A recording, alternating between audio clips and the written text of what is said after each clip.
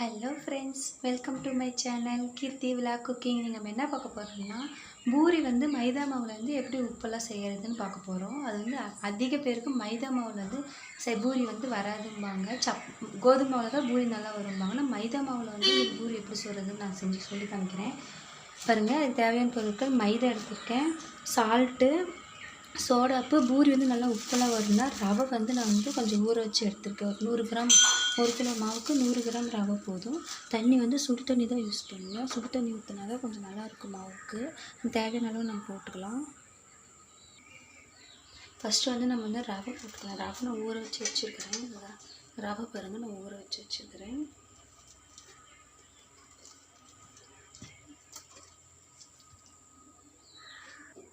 இப்போ பாருங்கள், ரவை நான் தண்ணியில் ஊற வச்சு வச்சுருக்கேன். நம்ம இப்போ தேவையான அளவு சால்ட் எவ்வளோ வேணுமோ நம்ம இதுலேயே போட்டுக்கலாம். தண்ணியிலே கரைச்சிக்கலாம்.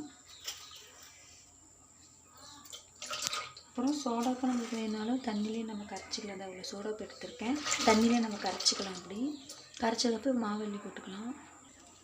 இப்போ நான் இந்த கப்பில் 3 கப்பு அளவுக்கு நான் மாவு எடுத்துக்கிறேன். மைதா மாவு.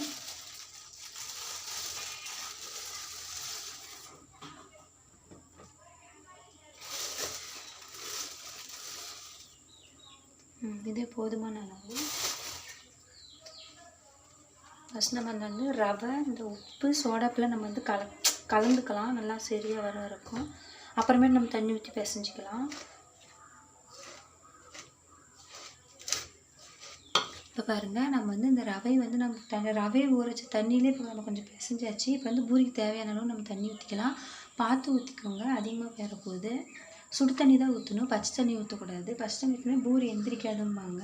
சப்பாத்திக்கு மட்டும்தான் சுடு தண்ணி நம்ம ஊற்றணும். பூரிக்கு எப்பயுமே சூடு கொஞ்சம் வெதுன்னு கை பொறுக்கிற அளவுக்கு தண்ணி சூடு இருக்கணும். அதை தான் நம்ம மாவுக்கு ஊற்றணும். பார்க்கலாம், ஊற்றி பிசைஞ்சு காமிக்கிறேன் எப்படின்னு. இப்போ பாருங்கள், ஓரளவுக்கு நான் பிசைஞ்சிட்டேன். பாருங்கள், இன்னும் கொஞ்சம் தண்ணி தெளித்து நான் பிசைஞ்சோம்னா போதும், சரியாக வந்துடும். நல்லா பிசைஞ்சிருக்கேன். இப்படி தான் நான் கொஞ்சம் விடாமல் கொஞ்சம் பிசைஞ்சோம்னா சரியாக போயிடும் பூரிக்கு. இப்போ பாருங்கள், மாவு நல்லா பிசைஞ்சாச்சு. பாருங்கள், இந்த நல்லா சாஃப்டாக இருக்குது. கை பாருங்கள் எப்படி உள்ளே போகுதுன்னு பாருங்கள். இந்த மாதிரி நல்லா சாஃப்டாக நம்ம பிசைஞ்சிக்கணும். அப்போ தான் பூரி நல்லா உப்பி வரும் நம்மளுக்கு. பாருங்கதா பாருங்கதா எவ்வளோ சாஃப்டாக இருக்குன்ட்டு.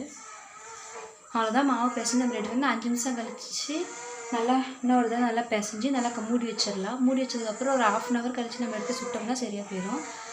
சுடும்போது உங்களுக்கு காமிக்கிறேன்.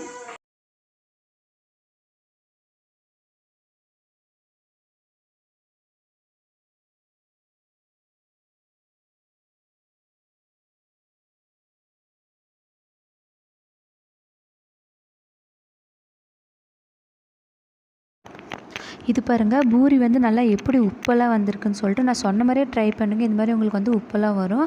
இந்த மாதிரி செஞ்சு கொடுத்தா குழந்தைங்களாம் நல்லா சாப்பிடுவாங்க. இது போல் வீடியோ பார்க்கணுன்னா சேனலை மறக்காமல் சப்ஸ்கிரைப் பண்ணுங்கள், லைக் பண்ணுங்கள், கமெண்ட் பண்ணுங்கள், ஷேர் பண்ணுங்கள், பெல் பட்டனை கிளிக் பண்ணுங்கள். ஓகே, பாய்.